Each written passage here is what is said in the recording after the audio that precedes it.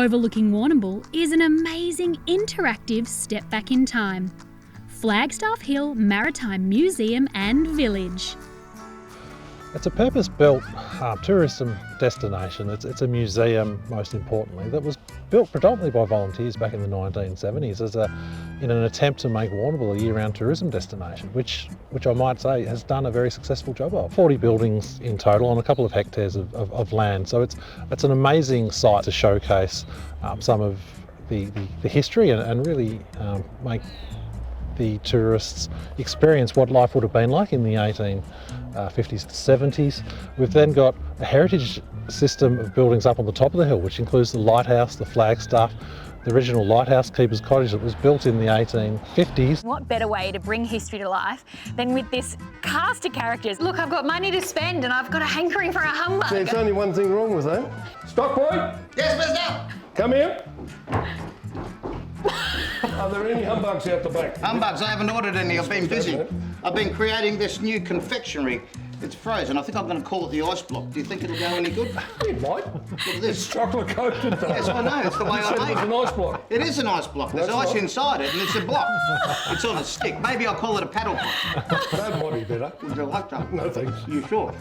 Very spoiled with the volunteers that we have. There's over 100 volunteers that volunteer across the year. The original Bank of Australasia opened in Warrnambool in the 1850s. Wall panelling and the bench and everything is from the original bank.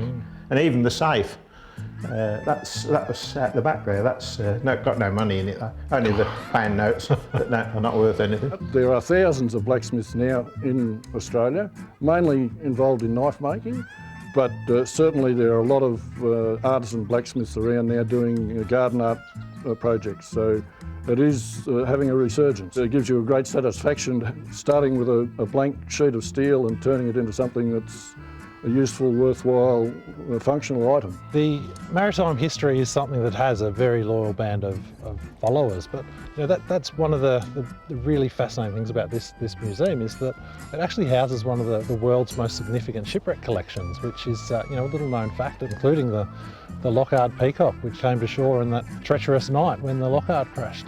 The Devonshire teas from the Stella Maris tea rooms here is always popular. Hello? And here we go. Oh, And come sunset, there's a lantern parade down Main Street where you are treated to one of the best shows on water you will ever see. We put on a production every evening.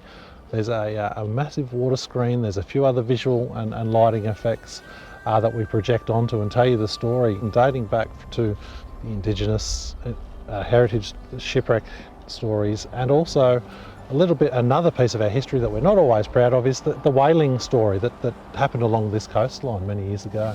And as you walk through this country, the country of the Gunditjmara, look, listen. You can still feel his spirit.